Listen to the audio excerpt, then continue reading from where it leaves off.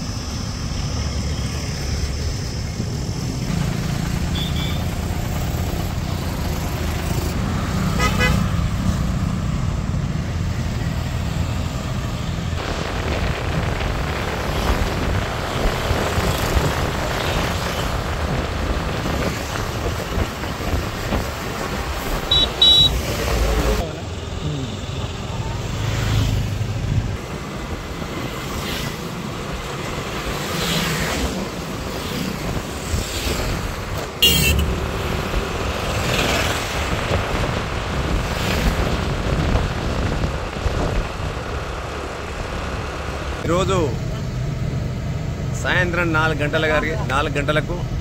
గౌరవ ముఖ్యమంత్రి యనుమల రేవంత్ రెడ్డి గారు ముఖ్యమంత్రి హోదాలో పిసిసి అధ్యక్షుని హోదాలో ప్రభుత్వంలోకి వచ్చిన తర్వాత మొదటిసారి సిరిసిల్ల పట్టణానికి రాబోతుండు. అది కరీంనగర్ పార్లమెంటరీ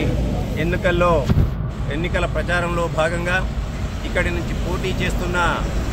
వెలిచాల రాజేంద్రరావు గారిని గెలిపించడానికి సిరిసిల్ల నియోజకవర్గ ప్రజలకు, సిరిసిల్ల జిల్లా ప్రజలకు విజ్ఞప్తి చేయడానికి ఆయన సిరిసిల్ల పట్టణానికి రాబోతున్నారు. ఇవాళ తెలంగాణ రాష్ట్రంలో ఏదైతే తెలంగాణ రాష్ట్రం తల్లి సోనియా గాంధీ గారు ఇచ్చిన తర్వాత 10 సంవత్సరాల దుష్ట పరిపాలన, ఒక నియంత పరిపాలన, ఒక నియంతృత్వ పరిపాలన, ఒక రాజరిక పరిపాలన, ఒక అరాచక పరిపాలన, ఒక అవినీతి పరిపాలన ఏ విధంగా కొనసాగించారో దాన్ని తుదముట్టించడానికి తన భుజస్కంధాలపై వేసుకొని ఏ విధంగా పోరాటం చేసి తెలంగాణ ప్రజలను ఒప్పించి మెప్పించి ఈ రాష్ట్రంలో కాంగ్రెస్ పార్టీని అధికారంలో తీసుకొచ్చిన ఘనత గౌరవ ముఖ్యమంత్రి గారికి ఉంది. ఇవాళ అదే నమ్మకం కొద్దీ ప్రజలు ఆ నమ్మకాన్ని ఆయన పైన చూయించి ఇలా అధికారం కట్టబెట్టినప్పటికీ తను ఎదిగిన కొద్దీ ఒదగమనే ఒక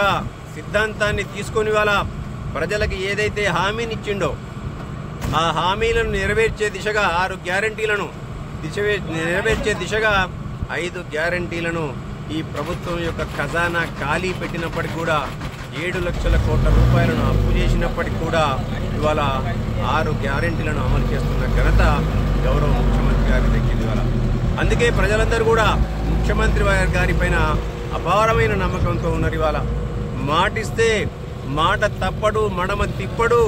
ఎంతవరకైనా తెగించి పోరాటం చేస్తున్న ఒక అపారమైన నమ్మకం తెలంగాణ ప్రజలకు గౌరవ రేవంత్ రెడ్డి గారి పైన ఉంది. కాబట్టి ఈ రాష్ట్రంలో ఏ విధంగానైతే విముక్తిని కలిగించిండ్రో తెలంగాణలో దుష్ట పరిపాలన నుంచి, అదే మాదిరిగా ఇవాళ కేంద్రంలో ఒక దురహంకార పరిపాలన,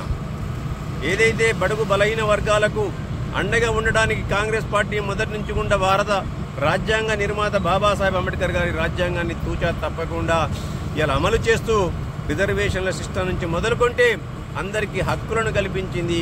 ఇలా కాంగ్రెస్ పార్టీ కల్పించి ఈ దేశంలో మోడీ యొక్క దురహంకార పరిపాలనను అంతమొందించి ఈ భారతదేశం యొక్క సార్వభౌమత్వాన్ని ఇలా నిలపాలన్న ఉద్దేశం కొద్దీ ఇవాళ ఈ పోరాటం సాగుతుంది. ఇవాళ ఈ పోరాటానికి ఈ సిరిసిల్ల పట్టణంలో ఏదైతే భారీ బహిరంగ సభ ఏర్పాటు చేయడం జరిగిందో దానికి అన్ని రకాల ఏర్పాట్లు కూడా పూర్తి చేసుకోవడం జరిగింది. వచ్చే ప్రజలకు, తరలి వస్తున్న ప్రజలకు ఇలా తగిన రీతిలో వారికి సదుపాయాలు కల్పించడానికి కూడా అన్ని రకాల మంచినీరు కానివ్వండి, మజ్జిగ ప్యాకెట్లు కానీ అన్నింటిని కూడా సమకూర్చడం జరిగిందని చెప్పి మీ అందరూ కూడా తెలియదు.